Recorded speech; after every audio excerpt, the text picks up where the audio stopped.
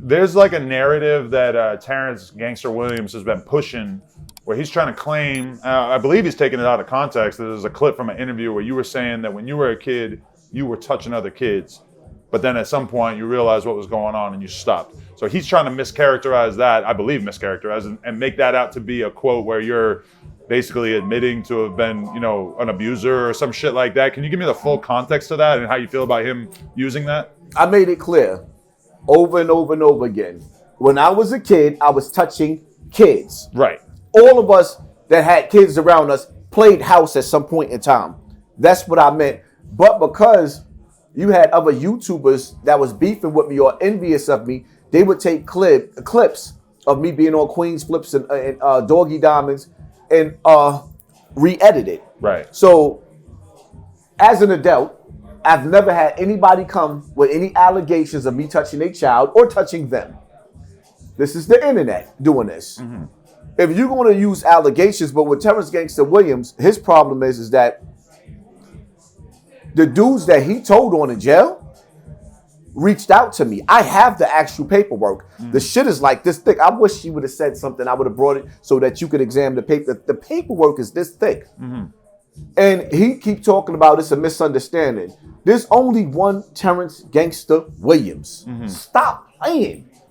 Stop lying. There's only one Terrance Gangster Williams. This dude was he's impressed. He idolized Terrance Gangster Williams. He didn't think this nigga would be in his cell with a wire.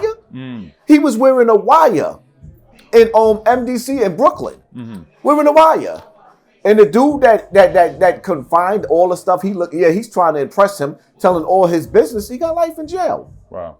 And his co-defendant did too. So when Gangster says that he only told on the dead, you're not going for that? He's lying. I got the paperwork. Mm.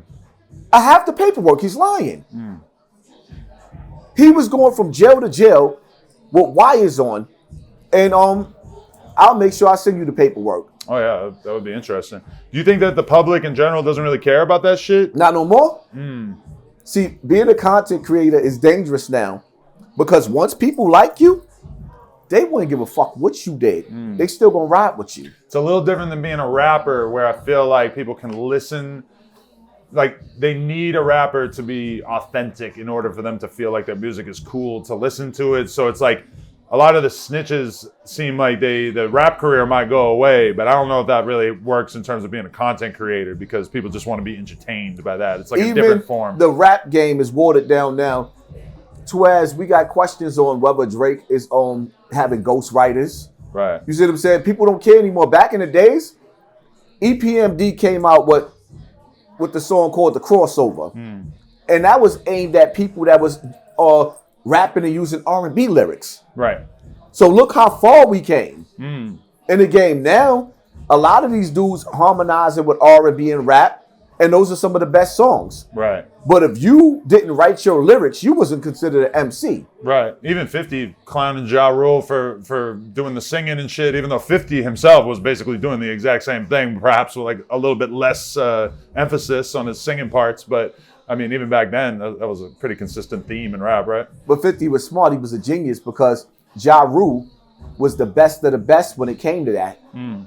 And then when he started making music, not doing it anymore, he let 50 run off with his recipe, and then he just lost his style and his way. Right.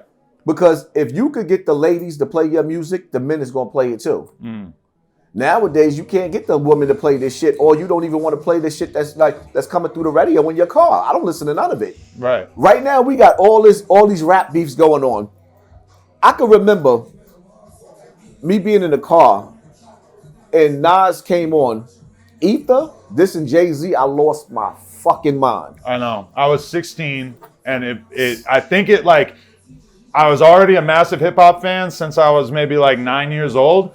But when I was 16, Jay versus Nas happens, and I feel like that cemented my lifelong hip hop fandom because that was such an insane time to live through. And all of a sudden, I'm interested in every single member of Nas's clique and Jay's clique, and I want to know what the fuck they're saying about each other. And that really propelled my hip hop fandom to a different level.